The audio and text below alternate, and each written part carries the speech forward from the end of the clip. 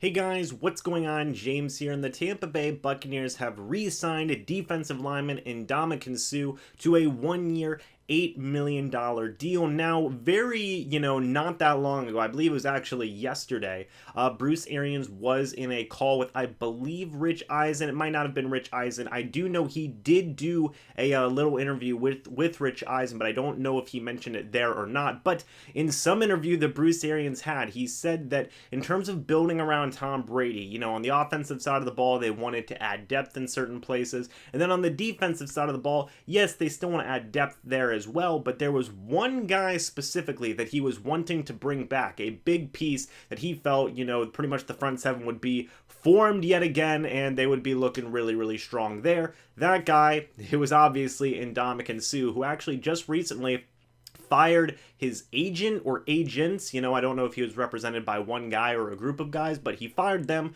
hired a new group of people pretty much, I believe, yesterday or the day before. And now look, he's officially re-signed with the Tampa Bay Buccaneers. It seems like his old agents were the ones who were probably holding up a deal, but hey, it doesn't matter anymore. He's back with the team, which means now the Buccaneers front seven has pretty much been all brought back. Shaq Barrett, Jason Pierre-Paul, and Ndamukong, all those guys were brought back. Levante David, Devin White are still there in the middle. And then you have, Ndamukong, like I just mentioned, Vita Vea, and William Golston. So they're all back. The Buccaneers did lose some very, very key depth guys. They lost Bo Allen. They also lost Carl Nassib. The Carl Nassib one very specifically hurts, but he's making good money with the Las Vegas Raiders now. But in terms of all of the full-time starters for the Tampa Bay Buccaneers front seven from last year, they're all back. Bruce was not kidding when he said, I want to bring back as many of these guys as I possibly can. He has been working very, very hard to bring back as many defensive guys as he can. I believe, just off the top of my head, how many offensive guys have the Tampa Bay Buccaneers brought in? They brought in Joe Haeg and Tom Brady, which, hey, that's some pretty good offensive additions. But in terms of bringing back their own guys, I'm not sure if they've brought anybody else back. Actually, Peyton Barber just recently signed a 2-year, $3 million contract with the Washington Redskins, so he's not coming back. He's officially with a new team. Brashawn Perriman just signed a 1-year, $8 million deal with the New York Jets, so that one stings a lot too. He's not coming back. So I do think they brought in, back Anthony Alclair, Tanner Hudson, but it seems like the real focus of this offseason free agency has been defense. Hey, defense, let's get all of the defense. So Suh is pretty much the last piece to that puzzle. He is coming back, and when the signing first happened, guys, a year ago, I guess I should say, when the signing first happened, I was not, the biggest Suh fan. I will admit that 100%. I was still hurting from the Gerald McCoy loss. They brought in Ndamukong.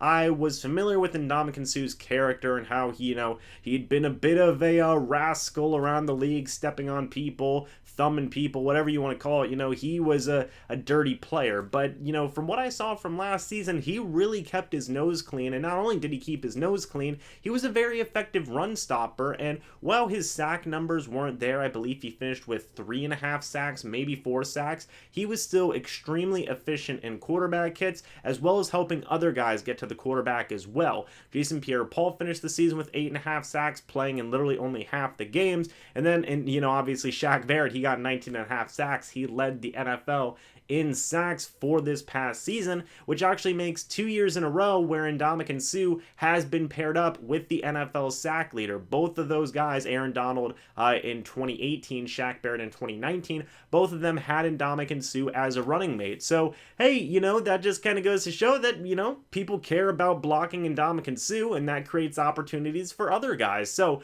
to say that Ndamukong isn't valuable right now, I think would be a little bit of a misleading opinion, okay? So I think that Ndamukong did do a pretty decent job last year, even though the big numbers weren't there, and I am willing to admit that I was wrong about Ndamukong. He, very much kept his nose clean, and he was a pretty darn efficient player in terms of getting quarterback hits, and especially in the run game. He's going to contribute again. I know he is 33 years old, but he should contribute right away to continuity with the Buccaneers' insanely awesome number 1 league ranked rush defense. They should just get right back to work on that, since all the front 7 guys are back now. So Ndamukong, happy we got him back for $8 million. That was a price tag we were all pretty much expecting. now in terms of what I want to see from Ndamukong coming back, hey, just continue to show that leadership, man. You know, he's been in the Super Bowl before. He's got that Super Bowl mentality. Pairing him up with guys like Jason Pierre-Paul and Shaq Barrett and Levante David as leaders for that front seven,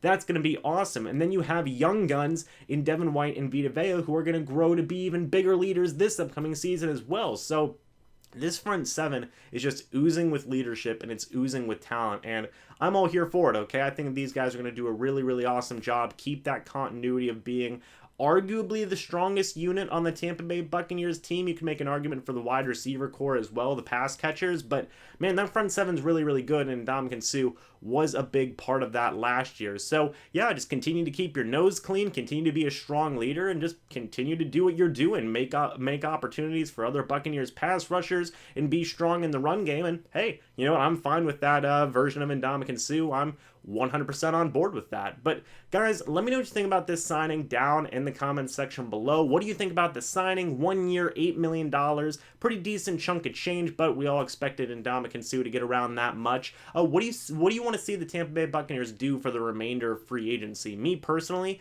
add depth, okay? And specifically on the offensive line, I want to see more depth on the offensive line. Maybe add Tony Jefferson. I'm still, fingers crossed, but the more days that go on, the less I think it is likely that he's going to be coming to Tampa Bay, but we will see. But, now I just want to see them add depth. I want to see them add a third wide receiver. I want to see them add a pass-catching running back. I want to see them add another couple of backup offensive linemen. Maybe that's bringing in a guy like Earl Watford and DeMar Dotson. Maybe that's just bringing in new guys entirely, but just add depth everywhere now. You have a lot of your starters in place, minus, probably right tackle. So just add depth everywhere now, and I would feel pretty okay with that, as well as a third wide receiver. But guys, again, thank you so much for watching this video. Hope you all enjoyed. Now we'll see you in the next video or the next live stream. But until then, and as always, guys, goodbye for now, and go Bucs.